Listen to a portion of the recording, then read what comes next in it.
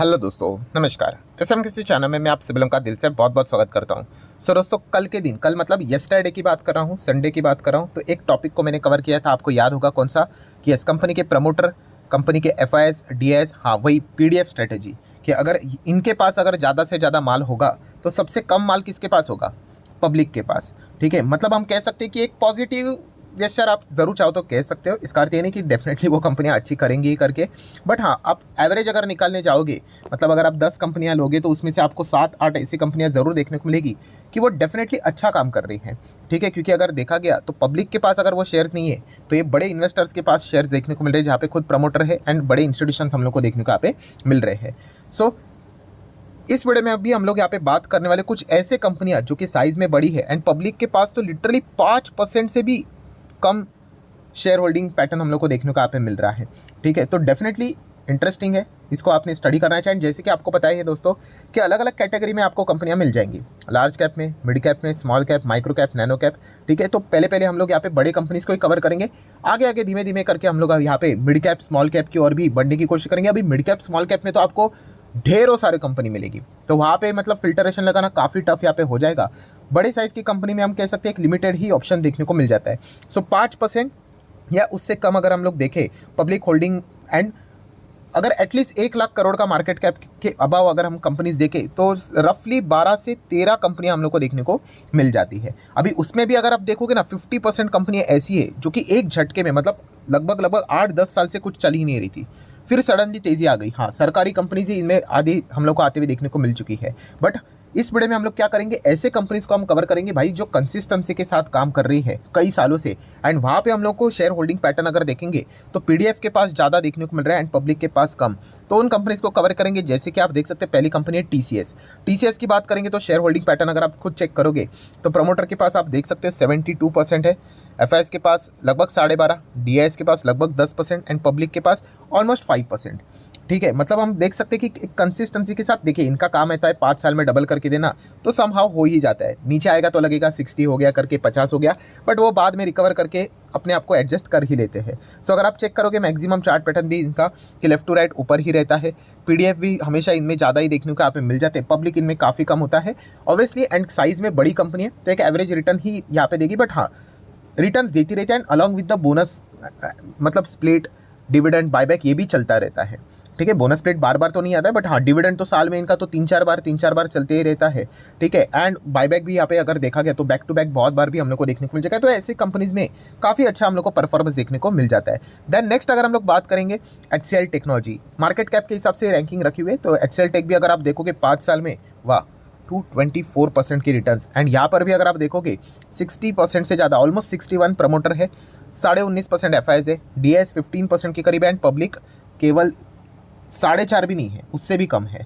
ठीक है, तो ये एक इंडिकेशन होता है, मैं अगेन कह रहा हूँ कि ये एक ओनली पैरामीटर नहीं होना चाहिए। अगर मैं मान लूँ, अगर आपको पूछ लूँ कि भाई आपने XYZ शेयर क्यों खरीदा है, आप ये कहोगे कि सर ये देखो पीडीएफ स्ट्रैटेजी के हिसाब से इन्होंने सबसे ज़्यादा माल खरीद के रखा है, पब्लिक के पास कम है, इसलिए मैंने खरीदा। गलत जवाब, ऐसा नहीं करना है। ये एक वन ऑफ द पैरामीटर आप कह सकते हो, बाकी चीज़ें कौन देखेगा? बैलेंस शीट, पीएनएल, कंपनी का ओवरऑल सेक्टर, कंपनी का इंडिविजुअल ग्रोथ, क्या कंपनी फ्यूचर ओरिएंटेड बिजनेस में इन्वॉल्व है, क्या उससे रिलेटेड कोई काम कर रहा है, ये सारी चीज़ें अगर एक साथ मैच होती है ना, तो फिर वो बोलते हैं ना सोने पे सुहागा, मतलब ऐसे कंपनी को छोड़ना ही नहीं है। ठीक है, ये चीज़ें हम लोग को पता होनी चाहिए। एक सिंगल पैरामीटर से चलना ये बहुत ही मतलब बेवकूफ़ी वाली बात हो सकती है, एंड खास करके ऐसे सिंगल पैरामीटर से तो बिल्कुल नहीं चलना है। अगर सिंगल पैरामीटर से चलना है तो वो अलग टाइप के पैरामीटर्स यहाँ पे होते हैं, उसके पर मैं कभी अलग से वीडियो यहाँ पे बना दूंगा, एंड वो टॉपिक ही मतलब अलग रहेगा, वो कंपनी टू कंपनी वेरी करेगा। ठीक है, तो आप यहाँ पे देख सकते हो कंपनी का परफॉर्मेंस ओवरऑल कितना अच्छा है, लगातार चल रहा है, ऐसे बात नहीं आज ही के दिन। अगर आप देखोगे निरंतर हम लोग को इस प्रकार का परफॉर्मेंस देखने को यहाँ पे मिलता रहता है। पीडीएफ वाले ज़बरदस्त पैसा छापते, पब्लिक के पास कम होल्डिंग देखने को यहाँ पे मिल जाती है। नेक्स्ट अगर हम लोग बात करेंगे दोस्तों तो Maruti Suzuki, yes Maruti Suzuki की अगर हम लोग यहाँ पे बात करें, 5 साल में इतना कुछ खास परफॉर्मेंस नहीं रहा है इनका, 66% का ही रिटर्न्स देखने को यहाँ पे मिल रहा है। मैक्सिमम चार्ट पैटर्न डेफिनेटली आपको अच्छा ही देखने को यहाँ पे मिलेगा, बट बीच में हम यहाँ पे कह सकते हैं कंपनी स्लो डाउन इसलिए हुई क्योंकि इन्होंने इलेक्ट्रिक व्हीकल के बिजनेस को पहले बिल्कुल ही मना कर दिया, बोलते हैं अरे नहीं होगा, इतना कुछ नहीं चलेगा, उन्होंने स्टार्ट भी नहीं किया।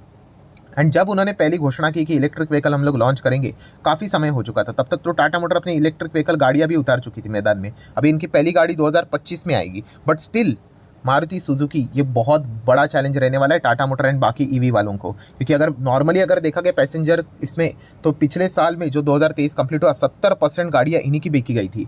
टॉप 10 की बात करें तो 10 में से 7 गाड़ियाँ मारुति की, आपको याद है ना वो चार्ट मैंने आप लोगों को दिखाया था, ठीक है। तो ये सबसे बड़ा एडवांटेज है। सो डेफिनेटली हम कह सकते हैं कि भले ये लेट है, बट जब ये मार्केट में उतरेंगे माइट भी बहुत बड़ा हंगामा यहाँ पे क्रिएट करवा सकते हैं। तो इसलिए इस कंपनी की ओर आप लोगों ने फोकस रखना है। प्रमोटर के पास 58, FIS 20+, DS 17+ and public only 3.5%, ठीक है। तो आप जरूर चाहो तो इसको स्टडी, मैं पर्सनली आपको कहना चाहूँगा मैं इस कंपनी की ओर बहुत ज़्यादा फोकस लगाकर बैठा हुआ हूँ।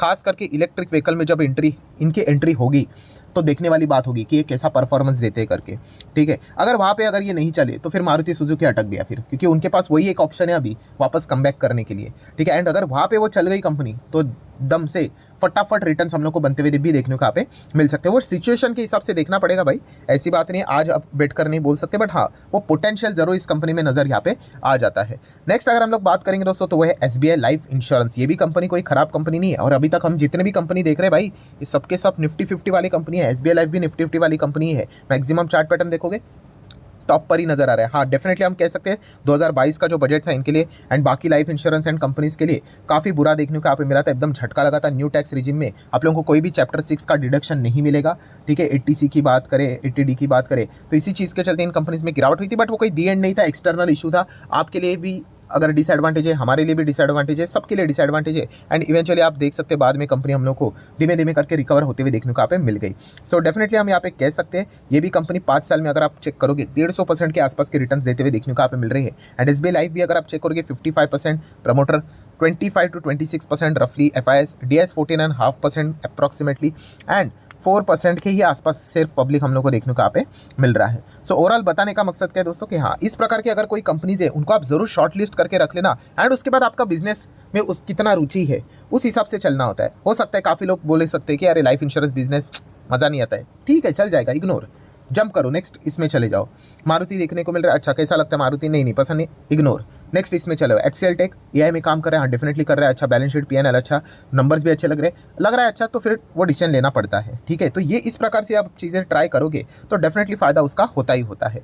नेक्स्ट कंपनी दोस्तों out of Nifty 50 InterGlobe aviation. Yes, Indigo की भी बात करें, लाख सवा लाख करोड़ का मार्केट कैप है, 5 साल में इसके भी रिटर्न देख सकते हो 150% के रिटर्न है, ठीक है। बड़े कंपनीज है ना, लार्ज कैप है तो भाई 1 लाख मतलब बोलते हैं ना 100% 5 साल में डबल एटलीस्ट तो इतना देना चाहिए, उससे ऊपर दिया तो अच्छी बात है। यहाँ पे कभी कभी एक्सेप्शनल परफॉर्मेंस भी देखने को मिल जाता है, just like Excel Technologies. Growth होनी चाहिए एंड इस सेगमेंट में ग्रोथ भी है, ठीक है। डेफिनेटली यहाँ पे टाइम लगेगा इंटरग्लोब एविएशन को ग्रो करने के लिए। 63% promoter, FIS DS 14% and public only 3%, ठीक है। प्रमोटर अगर अपना माल निकाल भी लेते हैं तो आप देख सकते हैं यहाँ पे हम लोगों को इंस्टीट्यूशंस की और ज़्यादा बाइंग जाते हुए देखने को यहाँ पे मिल जाती है। सो इंटरग्लोब एविएशन अगर देखा गया एविएशन सेक्टर में खास करके लोग निवेश नहीं करते, बिकॉज काफ़ी कैश बर्न यहाँ पे होते रहता है, कंपनी चलाना काफ़ी मुश्किल रहता है। बट हम हमारे मार्केट को देखें, इंडियन मार्केट को देखें तो इंटरग्लोब एविएशन के पास 50% से ज़्यादा का मार्केट शेयर है। एयर ट्रैफिक लगातार बढ़ते जा रहा है, डिमांड बढ़ती जा रही है, तो कंपनी सप्लाई भी यहाँ पे कर रही है, टूरिज्म भी प्रमोट हो रहा है, तो इसका भी फायदा इस कंपनी को मिलते हुए देखने को मिल रहा है। तो डेफिनेटली आप इस कंपनी को भी चाहो तो स्टडी कर सकते हो। नेक्स्ट अगर हम लोग बात करेंगे दोस्तों तो मैक्रोटेक डेवलपर्स, ये भी आउट ऑफ निफ्टी 50 वाला स्टॉक है, लाख सवा लाख करोड़ का मार्केट कैप है। 5 साल में अगर आप देखोगे तो 350% के आसपास के रिटर्न है। सिर्फ 5 साल बोलना ही नहीं चाहिए, 2021 में ही शुरुआत हुई थी, लिस्ट हुई थी, फिर 2022, फिर 2023 एंड 24 तो जस्ट स्टार्ट हुआ है। अप्रैल को ही पकड़कर चलो 1 2 3 साल के भीतर कंपनी ने 350% के आसपास के रिटर्न्स देके रखे हुए। एंड यहाँ पे भी अगर आप चेक करोगे प्रमोटर 74%, इंस्टीट्यूशंस बाप रे बाप, एफआईएस के पास 21% है, डीआईएस के पास केवल 3% एंड पब्लिक तो भाई 1% भी नहीं है, ठीक है। तो ऑब्वियसली ये रियल इस्टेट वाला कंपनी है, बहुत ही ज़्यादा रिस्की कैटेगरी में कंस्ट्रक्शन के इसमें ये कंपनी आती हुई देखने को यहाँ पे मिल जाती है। बट इसका एक बहुत बड़ा एडवांटेज देखने को मिल जाता है, जो कि मैंने आप लोगों को बताया था कि लोधा बिल्डर्स की अगर हम लोग बात करें, मंगल प्रभात लोधा जी, जो कि आप लोगों को करंट गवर्नमेंट जो चल रहा है यहाँ पे बीजेपी की अगर हम लोग बात करें, उसी में वो हम लोग को मिनिस्टर भी देखने को यहाँ पे मिल जाते हैं। सो डेफिनेटली इसका थोड़ा बहुत तो भाई डायरेक्ट इनडायरेक्टली फायदा तो इनको मिलता ही है। एंड कंपनी भी ऐसी एरी गेरी नत्तू गेरी कंपनी ने काफ़ी बड़ा बिजनेस हम लोग को इनका देखने को यहाँ पे मिल जाता है। तो इसी चीज़ के चलते मतलब अपने अपने हिसाब से हर किसी ने दाव लगाना होता है, तो उसका फायदा भी काफ़ी अच्छी तरीके से होते हुए देखने को मिला, इंक्लूडिंग एक बार बोनस स्प्लिट भी इस कंपनी ने यहाँ पे दे दिया है। सो कुल मिला के अगर हम लोग यहाँ पे बात करें दोस्तों तो ऐसे आपको और भी कंपनियां देखने को मिलेंगी। जैसे मैंने वीडियो की शुरुआत में आप लोगों को कहा था कि लगभग 12-13 कंपनी यहाँ पे निकल कर आती है। अभी एलआईसी को हम कंसिडर कंसिडर नहीं कर सकते बिकॉज LIC का वो 75-25 वाला रेशो ही कंप्लीट नहीं हुआ है, ठीक है।